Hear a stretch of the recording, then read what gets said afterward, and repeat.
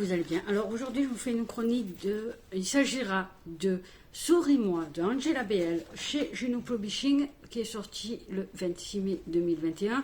Mais c'est une réédition de La fille du square qui était sortie en janvier 2019 chez les éditions Maya, je crois. Si je ne dis pas de bêtises, au pire, je vous mettrai le nom de la bonne maison d'édition et surtout... je vous mettrai les deux photos pour bien comprendre. En gros, les deux photos, en fait, elles changent pas beaucoup. Celle de Juno, par contre, ils se sont trompés sur le côté où la jeune femme a une partie du visage caché, c'est le côté droit dans le livre, et sauf que là, c'est le côté gauche sur la photo. C'est pas gênant, hein, c'est pas bien grave. C'est moi qui suis pointilleuse sur les petits trucs comme ça. Mais bon, à part ça, pas de souci. Donc, on va commencer tout de suite. Donc on a Abigail qui est chez elle, qui écrit des scénarios pour des séries qui marchent, qui cartonnent. Pour l'instant, ça va. Voilà, pas se plaindre. Et Erwan qui est photographe. Ils vont se rencontrer parce qu'un jour, elle est sur un banc, tout simplement, en train de travailler parce que les voisins... Le propriétaire des voisins est en train de rénover l'appartement du voisin, forcément. Et ça fait trop de bruit, donc elle ne peut pas se concentrer. Et ce jour-là, il a l'appareil photo et il est en train de... ce qu'il fait d'habitude, il photographie un peu tout ça. Et il la voit et il craque. Voilà, il se demande qui est cette jeune femme si jolie, si attirante, enfin tout ça. Donc, et ils vont apprendre, tous les deux, à se connaître. Parce qu'en fait, tous les deux, ils vont au même une petite échoppe. Et de le père, c'est Midi. Karim, c'est le fils. Ils tiennent cette échoppe-là, qui est ouverte 20h sur 24. Et ils vont se rencontrer là-bas plusieurs fois. Et ils vont vraiment s'apprendre à se connaître quand Abigail va devoir partir pour les fêtes de Noël chez sa grand-mère, chez qui elle a grandi. Elle a grandi, jusqu'à ses 17 ans, elle était avec ses parents et après elle est partie chez ses grands-parents. Vous verrez pourquoi. Il y a eu un accident et suite à cet accident, en fait, elle a une cicatrice. Elle a une cicatrice qui lui mange une partie de la tempe jusqu'au menton. Mais elle est très très fine et en fait, elle ne voit que ça. Et c'est bien dommage. Parce que finalement, elle se gâche la vie. Ça lui fait des complexes. Bon, après, ça se comprend. Les cicatrices sur le visage, c'est pas évident. Sur le corps, ça peut se cacher. Donc là, elle cache avec ses cheveux, évidemment. Et Erwan, lui, va essayer de lui faire comprendre, d'essayer de la faire se voir à travers ses yeux à lui. Parce que lui, il la trouve sublime. Il trouve que la cicatrice, c'est pas grand-chose. On la voit à peine et ça dénature pas son visage ou ce qu'elle est, pas du tout. Au contraire, ça la représente pas. Elle n'est pas madame... comment dire? C'est pas une cicatrice, c'est une femme. Voilà. On entend les chiens, je suis désolée. Donc le problème qui va se poser, c'est que quand elle va rencontrer les amis d'Erwan à une exposition où elle est invitée. Enfin, c'est Erwan qui l'a invitée à une exposition. Il voulait absolument qu'elle vienne. Parce que forcément, ils sont ensemble, tout ça. Bon, ça, on le savait. Comment dire, ça va bien se passer avec certains de ses amis. Mais il y en a d'autres avec qui... Alors, avec Emily, parce qu'il y a Emily, Jimmy et Thomas. Emily, ça va super bien se passer. Parce qu'ils la connaissent pas. En fait, ils l'ont juste vue une fois. Mais c'est tout. Et ils n'étaient pas au courant.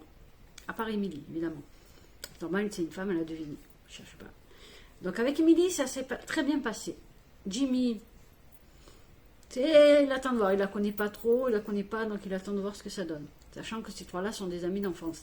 Et Thomas, par contre, c'est pas passé du tout. C'est son meilleur ami et c'est son avocat. Et... donc en fait il lui en veut juste de pas lui avoir dit. Mais en même temps ça peut se comprendre, il est amoureux, il a un peu envie de garder sa petite vie secrète pour lui. Et il y a Adeline. Adeline, elle, c'est, comment dire, c'est son carnet d'adresses. Ils ont eu une aventure parce qu'elle connaît beaucoup de monde, tout ça, donc ça l'a un petit peu aidé pour son travail, mais ça s'arrête là, ils n'ont jamais été amoureux. Il n'y a jamais eu de possible histoire d'amour entre eux à long terme. Les deux en sont très bien conscients et c'était très bien comme ça. Sauf que la Adeline, quand elle a vu Abigail arriver, je pense qu'elle a eu un brin de jalousie parce qu'elle s'est dit tiens, qu'est-ce qu'elle a elle de plus que moi pour qu'il soit amoureux. Que quelque part, je pense qu'elle voulait quand même essayer de se garder pour lui. Donc il a vu une belle plante arriver avec un peu des formes magnifiques. Et bien sûr, Thomas et Adeline ont tout fait pour qu'ils entendent leur conversation, où il la dénigre complètement. Comme quoi, je sais pas moi, j'ai pas exactement les mots exacts, mais comme quoi elle n'est pas faite pour lui. Déjà, ils sont pas du même monde. Excusez du peu. Ils sont pas du même monde. Qu'elle est défigurée, vous vous rendez compte. Ne serait-ce que pour le paraître, il faut pas qu'il se montre avec quelqu'un de défiguré. Ça fait pas bien. Vous comprenez? Plein de gens de saloperies du genre, ils lui ont balancé à la gueule et elle en a pris dans la gueule. Hein. Mais elle, fière comme elle est, elle a rien dit. Elle a pas fait une scène, rien du tout. Elle a pris ses affaires, elle est partie chez elle.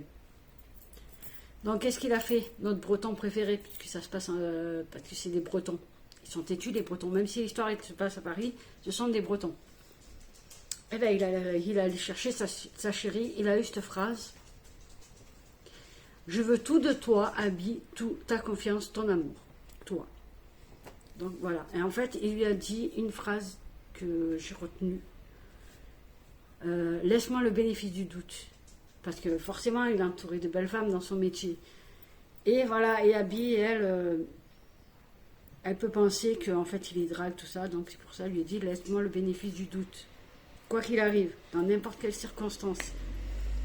Et j'ai trouvé ça très beau parce que j'ai beaucoup aimé en fait cette histoire parce que j'avais déjà lu la première version. J'avais lu la première version, j'avais beaucoup aimé. C'est du Angela BL, mon Angela BL, c'est mon grand amour. Hein. J'ai eu de la chance de pouvoir la rencontrer à la Rare de Paris. C'est une femme exceptionnelle que j'aime beaucoup. Que, comme je l'ai dit souvent, je veux l'épouser. Bon, son mari, il n'est pas d'accord, mais bon, c'est pas grave. Mais c'est une plaisanterie entre nous, j'aime beaucoup. Et là, la réédition, en fait, il ne change pas beaucoup. Ou alors, je n'ai pas vu la différence. Mais j'ai retrouvé l'écriture d'Angela. Ce qu'elle fait de beau. Les scènes, c'est comme les scènes de sexe, c'est pareil. C'est joliment fait, c'est joliment dit. C'est pas graveleux. C'est tout en subtilité et en mots. Angela, elle sait manier les mots. Voilà, c'est ça que je cherchais. Elle sait manier les mots pour vous embarquer. Pour que même la pire chose qui puisse arriver devienne belle. Parce qu'il faut savoir qu'Abigail a quand même un passif avec son père. Elle est très en colère, ce qui peut se comprendre aussi d'un côté. Mais elle n'a... parce qu'au fil de l'histoire, vers la fin, je dirais, on découvre, parce qu'il y a deux versions de l'histoire. Il y a la version de l'histoire de son père, mais il ne connaît pas, enfin sa version à elle, mais elle ne connaît pas la version du père, ni les histoires. Voilà, parce qu'en fait, quand sa mère est morte, son père s'est marié avec sa maîtresse 6 mois après. Mais en fait, c'est pas tellement ça. Il y a toute une histoire derrière. Ça s'arrête pas à ça, parce que en fait. On découvrira à la fin la réalité des choses, que son père n'est pas un affreux Jojo. Il reconnaîtra lui-même qu'il a fait des erreurs, qu'il n'a pas su assumer ce moment-là, ce qui peut arriver à tout le monde. Et je pense qu'à partir du moment où ils se sont enfin dit les choses, tout s'est apaisé entre eux. Et c'est ce qui manquait à Abby en fait, parce que avec Erwan, certes, il la rend belle, la rend joyeuse, elle rit, elle sourit, elle s'éclate, elle danse. Elle revit, comment dire, c'est le phénix en fait. En fait, en quelque sorte, elle renaît de ses cendres. On découvre la vraie Abigail. celle qu'elle tirait au fond d'elle parce qu'elle n'osait pas se montrer. C'est-à-dire que même après, elle ose attacher ses cheveux alors qu'on peut voir sa cicatrice. Et ça, c'est grâce à Erwan.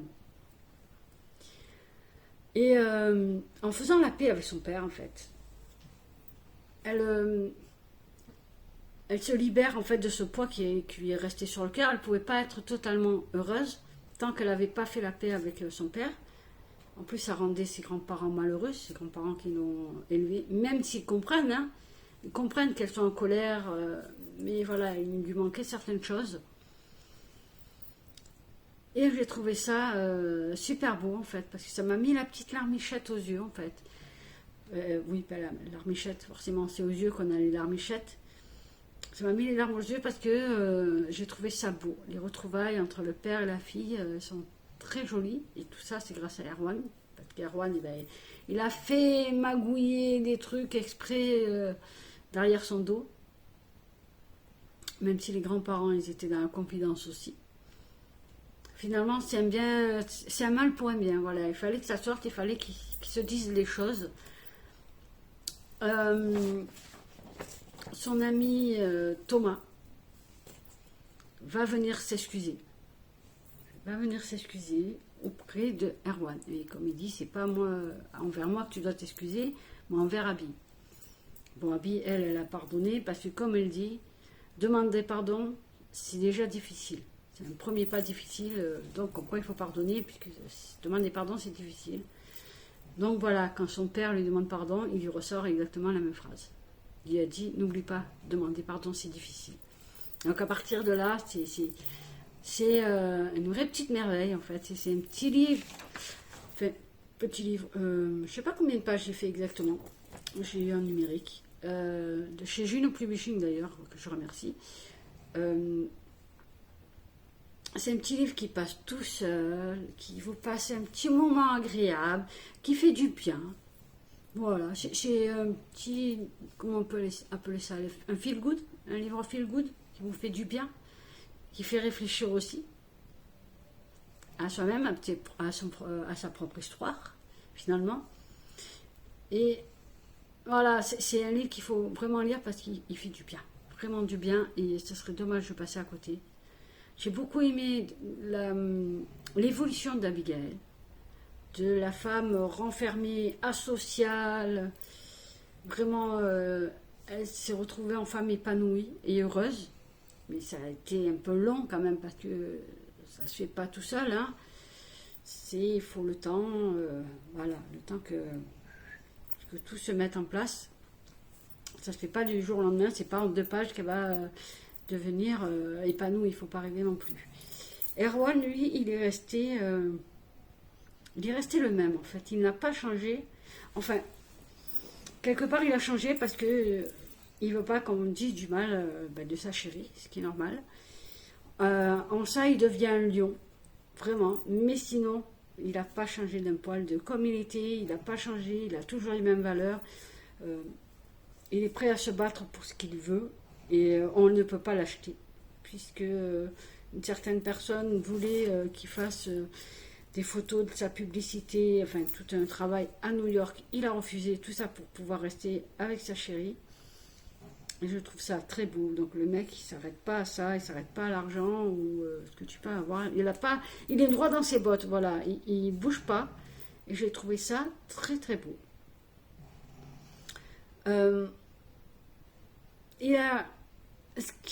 Oui, il faut savoir que si il accepte si bien Abigail avec sa cicatrice, c'est parce que en fait il a une sœur, une petite sœur, c'est très mignon, qu'il a un amour incommensurable pour sa sœur. Il est prêt à tout pour elle et à chaque fois sa sœur l'appelle, il répond toujours. Jamais il ne manque un appel, toujours il répond. Il y a une raison à ça qu'on découvrira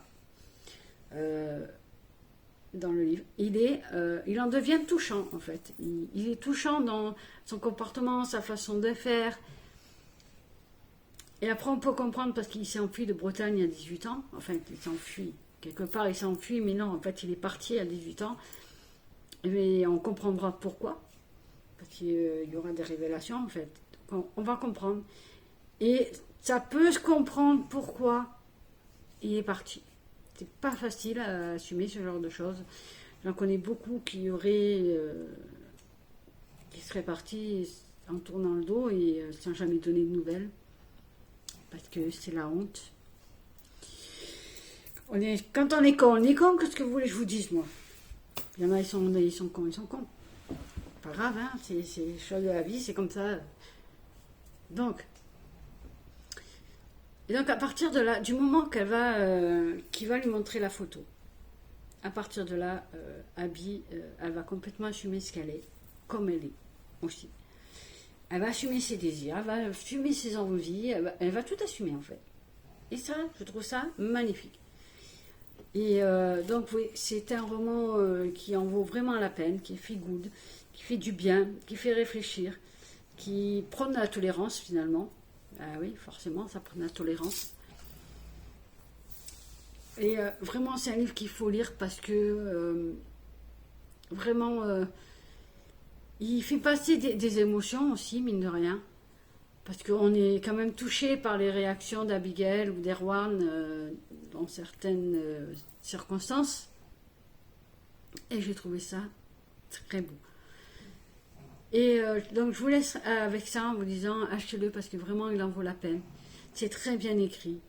C'est une petite merveille qui fait du bien. Donc ne passez pas à côté parce que ça en vaut vraiment la peine. Sur ce, je vous dis à bientôt pour de nouvelles lectures, mais surtout prenez soin de vous, c'est le plus important.